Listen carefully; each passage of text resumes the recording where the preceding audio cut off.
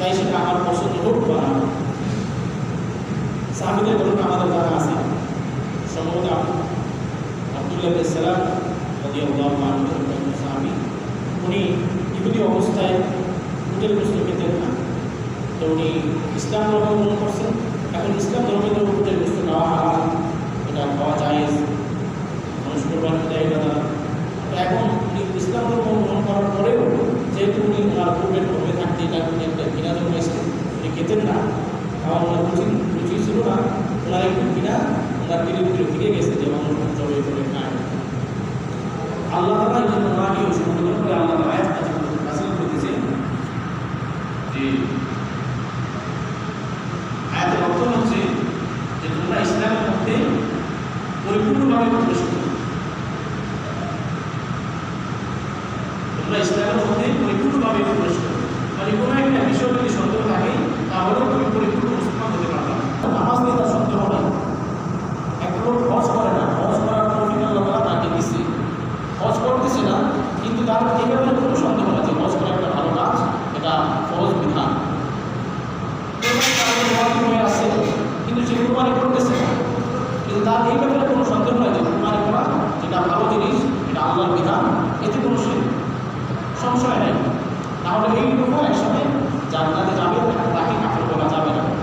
আরেক লোক সে নামাজ পড়ে, হজ করে, কুরবানি করে, মানুষকে দান সদকাও দেয়, এলাকায় ভালো কাজ করে, কিন্তু তার দিনের মধ্যে কোনো সংশয় আছে যে নামাজটা ফরজ না, এই ঘটনা শীতের মধ্যে বা এই বন্যাতে ঘুরে নামাজ পড়াটা কত কষ্টকর, রোজা রাখাটা কত কষ্টকর, নিজের টাকা ব্যয় করে এত দূর গিয়ে হজ করে আসবে, এটা ছাড়া অন্য কিছু বিধান হতে পারবো না। যদি সামান্যতম এই সমস্ত বিষয়ে কোনো সংশয় থাকে, সে যদিও ইবাদত করতেছে, নামাজ পড়তেছে, রোজা রাখতেছে, হজ করতেছে, কুরবানি করতেছে, কিন্তু তার মধ্যে সংশয় কাজ করতেছে, তাহলে তার সমস্ত ইবাদত তার বিফলে যাবে। এই ইবাদতের কোনো অংশ সে পাবে না, বরং সে কাফের হয়ে যাবে। কারণ যে সমস্ত বিষয়গুলো ফরজ, এগুলোকে যদি কোনো ব্যক্তি না মানে, না পালন করে, তাহলে সে কাফের হবে, সে গুনাহগার হবে। না পড়ার কারণে নামাজ না পড়ার কারণে সে গুনাহগার হবে। কিন্তু যদি নামাজ অস্বীকার করে, সন্দেহ করে, রোজাকে অস্বীকার করে, সন্দেহ করে, হজ অস্বীকার করে, সন্দেহ করে, তাহলে সে সরাসরি কাফের হয়ে যাবে। এখন সেটা চাই সে প্রকাশ্যে বলুক বা অপ্রকাশ্যে বলুক, এটা সে ইচ্ছায় বলুক বা অনিচ্ছায় বলুক, এসে বলুক বা এমনিতেই বলুক, যে কোনোভাবে বলুক, তার জবানে যদি কুফরি শব্দ উচ্চারিত হয়, সে সাথে সাথে কাফের হয়ে যাবে। তাকে আবার আলহামদুলিল্লাহ বলে বা কালিমা বলে আবার মুসলমান হতে হবে। আমরা তো অনেক সময় মনে করি যে আমি তো এসে বলছি, এসে বললে কি বলবো, আমি এটা কৌশলী করছি। আসলে না, কোনো কুফরি কথা জবাবদার দ্বারা বের হওয়া এটা অত্যন্ত শরীয়ত পরিহিত এবং এটাই ইসলামের বিধান। এটা যদি সে হেসে বলে তাও সে কাফের হয়ে যাবে। জবানের মতো বলল যে এই জবাবদারের কোনো ব্যক্তি কালিমা পড়লে তার সে যদি ৮০ বছর বয়স হয়, এরপরে যদি সেই কালিমা উচ্চারণ করে, কালিমা পড়ে একিনের সাথে, ইখলাসের সাথে, আল্লাহ ইখলাস অনুযায়ী আল্লাহ চাইলে তার যে ৮০ বছরের সমস্ত গুনাহ মাফ করে দিয়ে এই গুনাহের জায়গায় আল্লাহ তাআলা রেখে দেওয়ার পরিবর্তন করে দিতে পারে। আবার এই যে এই জবাব, একই জবাব দ্বারা কথা বলি, আমি জীবনে যত রকম নামাজ পড়লাম, তাহাজ্জুদ পড়লাম, এক আমল করলাম, সমস্ত আমলই আমার বরবাদ হয়ে যাবে। মেরে মুক্তার সমস্ত এই জন্য জবানকে ব্যবহার করার ক্ষেত্রে আমাদের সচেতন থাকা উচিত। আল্লাহ তাআলা আমাদেরকে আমল করার জন্য দান করুন। তো আমি আয়াতের পর যে হাদিস পাঠ করছিলাম, হাদিস হচ্ছে ইয়াতবাউল মাইয়িতা সালাসা, রাসূলুল্লাহ সাল্লাল্লাহু আলাইহি ওয়াসাল্লাম বলতেছেন যে মানুষ যখন মৃত্যুবরণ করে তো তার সাথে তিনটা জিনিস থাকে। ইয়াতবাউল মাইয়িতা সালাসা ফায়ারজিউ ইসলাম, এরপর কিছু জিনিস ফিরে আসে, ওয়ায়াবকা ওয়াহিদ, আর একটি জিনিসই তার সাথে বাকি থাকে। ইয়াতবাউল আহলুহু ওয়া মালুহু ওয়া আমালুহু, তার সাথে তার পরিবার পোষণ, তার ধনসম্পদ এবং তার আমল এগুলো যায়। ওয়ায়াবকা আহলুহু ওয়া মালুহু, এরপর তার পরিবার ধনসম্পদ এগুলো কিছুই তার কাছে থাকে না, এগুলো সব ফিরে আসে। ওয়ায়াবকা আমালুহু, একমাত্র আমলই তার বাকি থাকে। আমরা আজকে দুনিয়াতে যাদেরকে বন্ধু মনে করতেছি, যাদেরকে আমাদের ভারত মহল মনে করতেছি, যেগুলো আমরা পরে সবসময় তার কাছে যাই, কেউই থাকবে না সেই দিন। সেই দিন আমাদের বুঝে আসবে, কিন্তু সেই দিন বুঝে আসার পরে আর আমাদের কোনো উপায় থাকবে না। উপায় করতে যে আমি এখন তবা করে নিলাম, আমি এখন দেখতেছি আখেরাতের আযাব, আমি তবা করে নিলাম,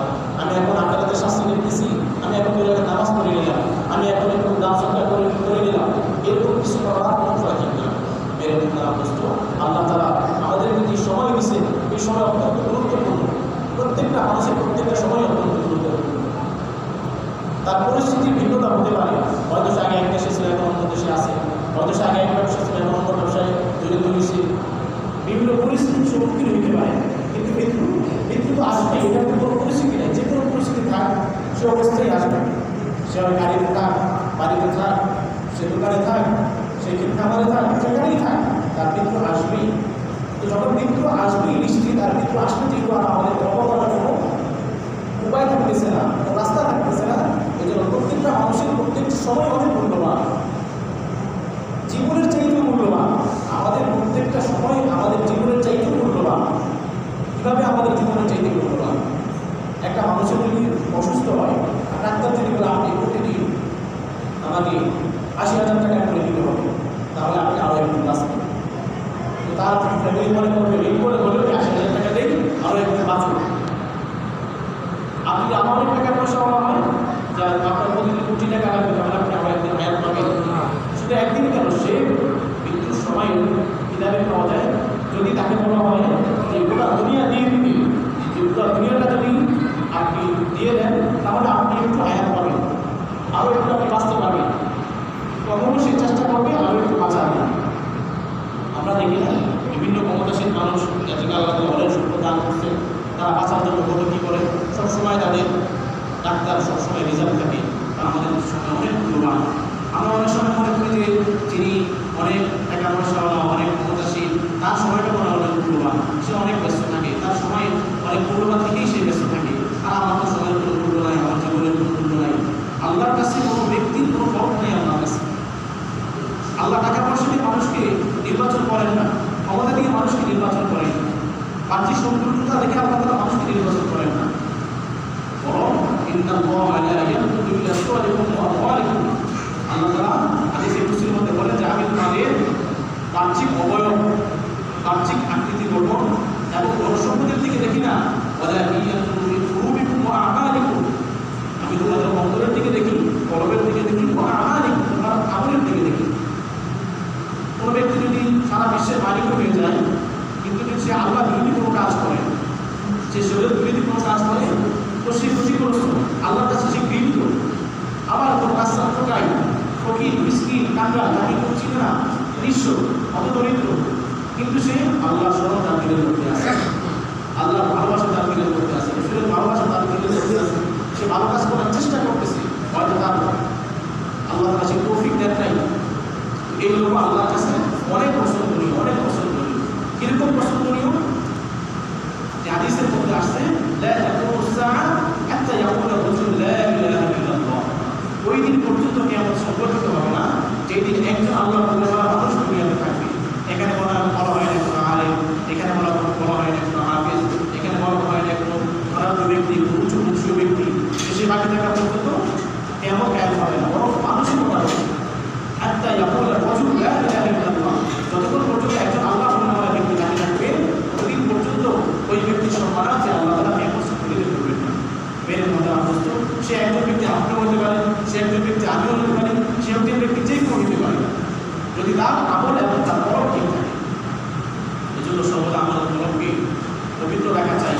কলমকে পবিত্র রাখার জন্য অনেক রাস্তা খোলা আছে, কোরআন তেলাওয়াত করা, জিকির করা। আল্লাহ তাআলা বলতেছেন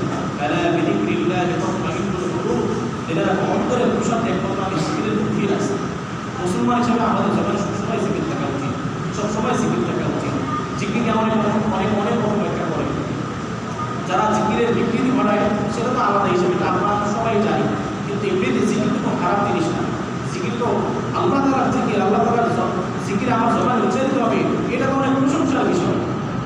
দুনিয়াতে যদি কোনো উচ্চ বংশীয় ব্যক্তি বা উচ্চ পদস্থ কর্মকর্তার আলোচনা এলাকায় একটু করে, অথবা এলাকার চেয়ারম্যান যিনি, ওনার প্রশংসা একজন করে, চেয়ারম্যানের কাছে যদি যায় যেগুলো আমার প্রশংসা একটা এলাকার মধ্যে, চেয়ারম্যানের দৃষ্টিভঙ্গি একটু চেঞ্জ হয়ে যায়, তার ব্যাপার তাকে সহযোগিতা করতে চায়। দুনিয়ার ব্যাপারে যদি এই অবস্থা হতে পারে, যদিও দুনিয়ার মানুষ তারা অনেক সময় উপকার দেয়, উপকার অপকার করে, এরপর আমরা দেখি যে যদি কেউ কারো প্রশংসা করে, সে তার প্রতি একটু দুর্ভোগ থাকে। তো সেখানে আল্লাহর প্রশংসা যদি কোনো ব্যক্তি করে, আল্লাহ অবশ্যই ব্যক্তিকে মহব্বত করেন। এরকম মহব্বত করেন যে আল্লাহ বলতেছেন কোনো ব্যক্তি যদি আমার স্মরণ, আমার জিকির, আমার আলোচনা, আমার গুণগান একে একই করে, আমিও একে একই তার গুণগান গাই। চিন্তা করেন, আমরা আল্লাহ জিকির করলাম,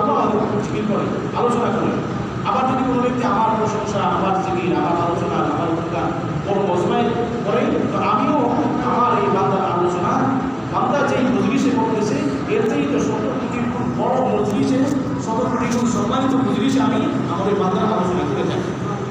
আর সেটা হচ্ছে ফেরেশতাদের মজলিস। আল্লাহ তাআলা আমাদেরকে এই জন্য বেশি বেশি জিকির করার তৌফিক দান করুন।